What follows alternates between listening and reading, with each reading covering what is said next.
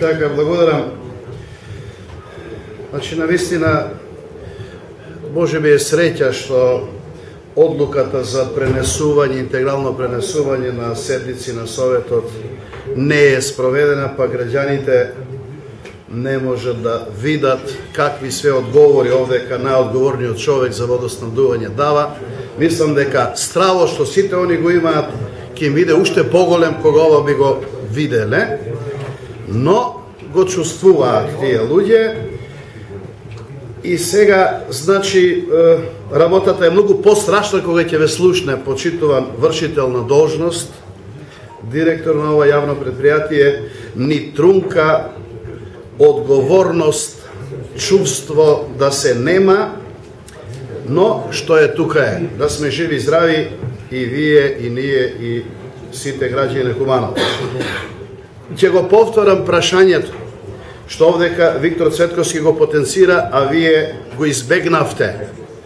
Споредувате некое спонзорство од 3000 денари што директор може да издвои без управен одбор на некои си спортови, го спомнавте пинг-понг, затоа што јас сум раководител на еден клуб во Куманово и така натаму, кој што па клуб безобразно од Сојузот на спортовите е избришан од неговите активности, но прашањето е следно. Според Законот за донации и спонзорство, во член 4 се вели дека давателот и примателот на донации и спонзорства склучуваат договор во писмена форма, согласно со Законот за облигациони односи. Вие сте председател на тој клуб и сте вршител на должност на ова јавно предпријатие.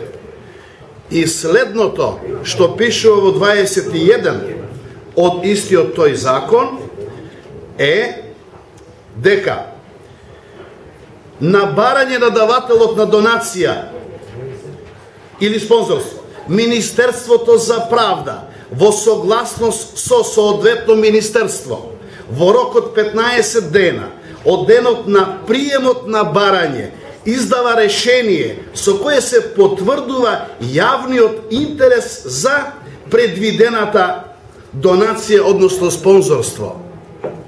Вие сте јавно предпријатие, финансирате некоја дејност која што има јавен интерес. Добро, во ред е, но тоа не треба да го кажуваме јас и вие, него треба да го каже Министерството за правда во согласност таму со некои соодветни министерства.